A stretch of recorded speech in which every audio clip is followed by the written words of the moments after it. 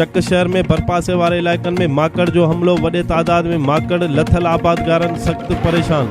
कणक जे फसल समेत अंबनि जैतूननि जे बागनि खे नुक़सान जो अंदेशो। ज़िले इंतज़ामिया तोड़े ज़राअत खाते माकड़ जे रोकथाम लाइ के बि उपाउ न वरिता। हारी ऐं ज़मींदारनि जा मथे ते हथ। कणक जे फसल खे कापारी धक। सिंध जे मथां वारनि इलाइक़नि में माकड़ वॾे तबाही मचाई आहे। हिन वक़्तु शिकारपुर ज़िले अंदरि दाख़िल थियल माकड़ रबी जी मौसम में थींदड़ मेवनि ऐं फसलनि लाइ नुक़सानकार। चक जे आबादगारनि ऐं हारियुनि शिकारपुरनि सां पंहिंजा वीचार हिन रीति वंडिया। माकड़ जो हिकिड़ो क़िस्म आहे।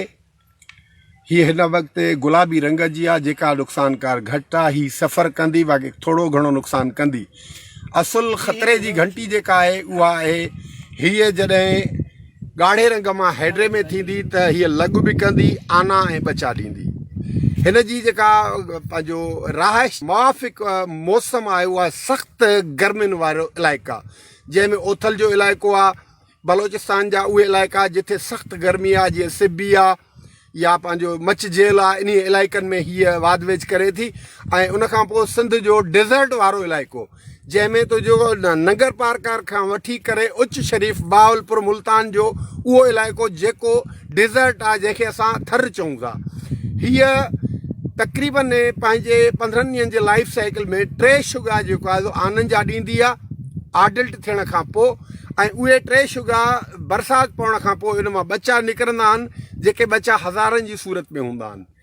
हिन जी जेको आहे सो ट्रेवलिंग करण जो टाइम जेको आहे सफ़र करण जो उहो ॾींहं जी रोशनी में हूंदो आहे। ऐं हीअ नाइट स्टे जंहिं बि जाइ ते कंदी आहे उते हीअ सुबुह सां बर्बादी करे छॾींदी आहे।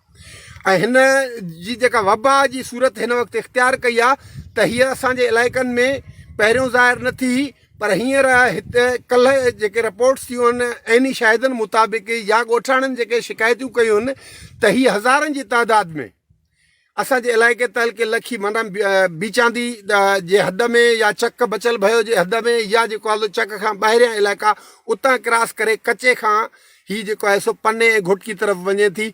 मुंहिंजे अंदाज़े मुताबिक़ त हिन जी जेका आहे सो पंहिंजो आख़िरी हद चऊं उहा डेज़र्ट आहे। असां जॾहिं हिन इलाइक़े में आयासीं त हीअ हितां फ्लाइंग करे रही ऐं कुझु दाणा हिते जेको आहे सो जेके माना जन खे पंहिंजो नमी लॻल हुई जिस्म खे, उहे उॾरी न सघिया। ऐं उन्हनि जी रिपोर्टिंग तव्हां पाण कई आहे पंहिंजे अखियुनि सां। ही हिकिड़ो उनजो दाणो मुंहिंजे हथ में मौजूदु आहे। माकड़ जंहिंखे इंग्लिश में लोकस चइबो आहे, 30 खां 35 साल पहिरियों पाकिस्तान जे अंदरि अपीयर थी ऐं उन वबा जी सूरत इख़्तियार कई ऐं उन माण्हुनि आबादगारनि खे बर्बादु करे छॾियो ऐं कहत साली जेको आहे सो उन बर्पा कई।